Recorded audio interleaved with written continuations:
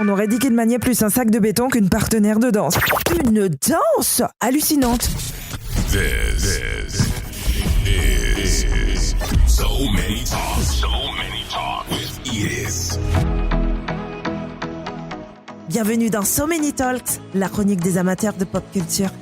Ici, on parle cinéma, musique, télévision, people, avec tout ce qui fait l'actualité et les sujets tendances. Oh, et je donne aussi mon avis parfois. Ça vous dit ? Alors, enfilez vos écouteurs.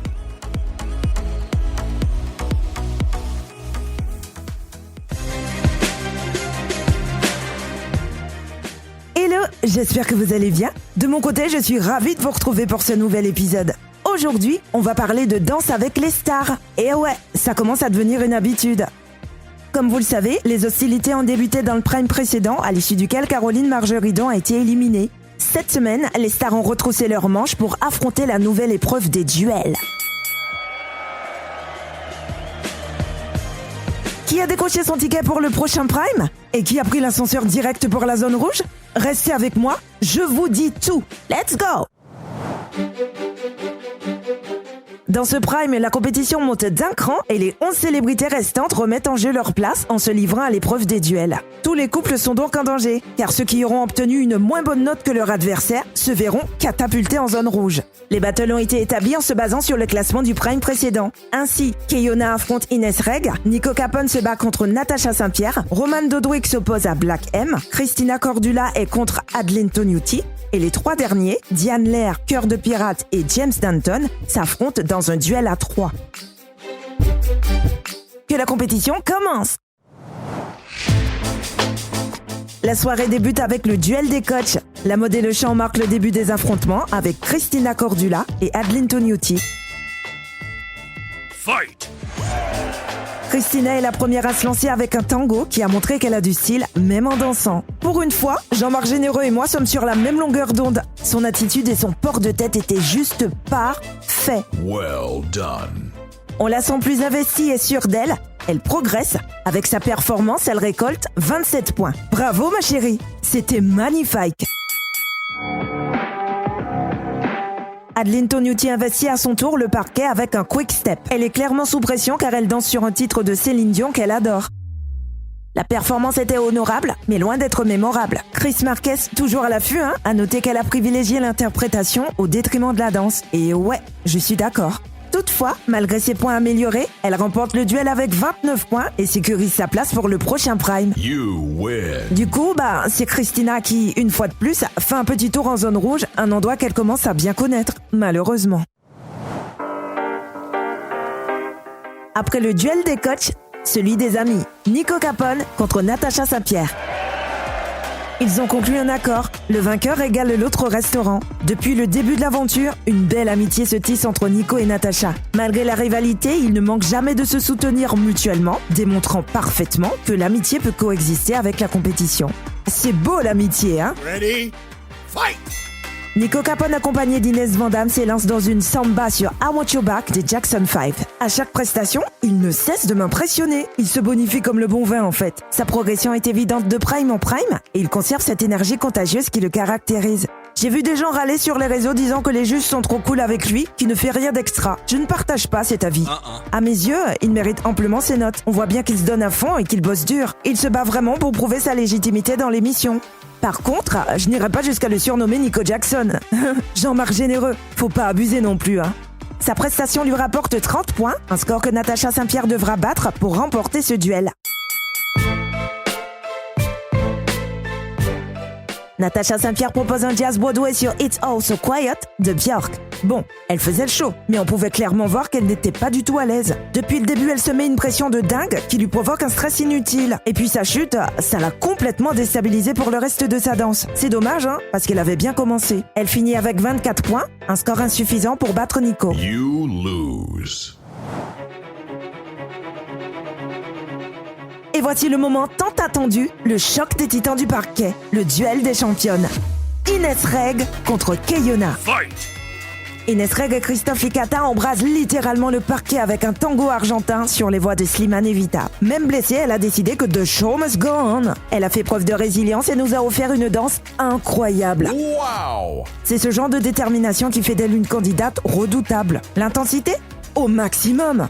L'émotion à fleur de peau. Mais j'étais trop captivée par leurs échanges de regards intenses. Il y a un vrai lâcher-prise et c'est la seule à le faire jusqu'à maintenant. Avec une performance qui a fait vibrer le cœur des juges, elle décroche 33 points.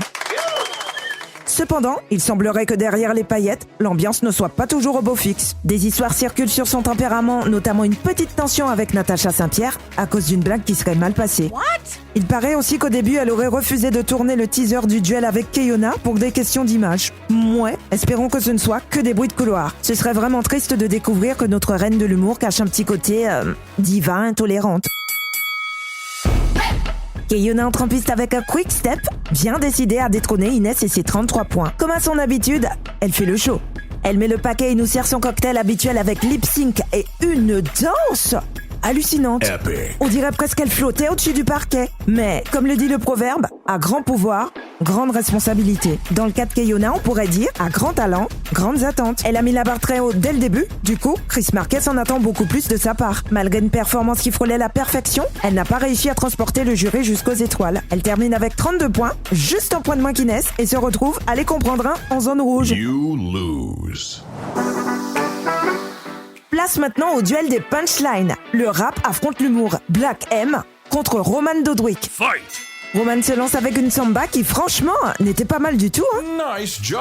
Dans l'ensemble, sa prestation m'a convaincu. Il semble vraiment impliqué et le résultat est là. Chris Marquez a mis le doigt sur quelque chose. Roman a tendance à se réfugier derrière son humour et à l'utiliser comme bouclier quand c'est nécessaire. Et ça, je l'ai remarqué dès son premier prime. Mais bon, vu son histoire, je comprends parfaitement pourquoi il joue cette carte. En gros, il a subi du harcèlement au collège et l'humour, c'était une façon pour lui de se faire des amis. Une fois qu'il aura lâché prise, ce sera un concurrent hyper dangereux. J'en suis persuadé. Il y a encore du travail à faire pour débloquer le corps, c'est sûr. Mais de là à dire qu'il a des hanches de papy, Jean-Marc Généreux, quand même. Encore toi.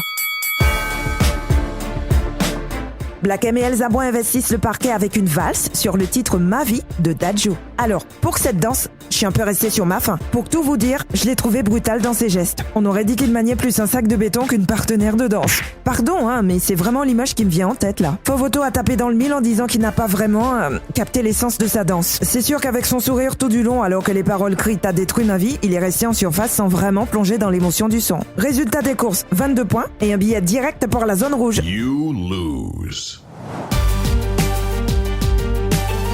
On termine avec le duel des derniers de la classe. Dans l'arène, on retrouve Diane Lair, Cœur de Pirate et James Stanton. Ready? Fight! Diane est la première à se présenter avec un American Smooth. Depuis le dernier Prime, elle a montré des signes notables de progression. C'est un peu comme une fleur qui éclot doucement. Malgré quelques déséquilibres occasionnels, sa performance était bien dans l'ensemble et son porté était remarquable. Awesome. Le jury a noté son amélioration, ce qui lui a valu de recevoir son premier 6 de la part de Chris Marquez. Elle obtient au total 24 points. Cœur de Pirate pour sa part a présenté un tango, mais malheureusement, ses incertitudes lui ont donné le coup de grâce.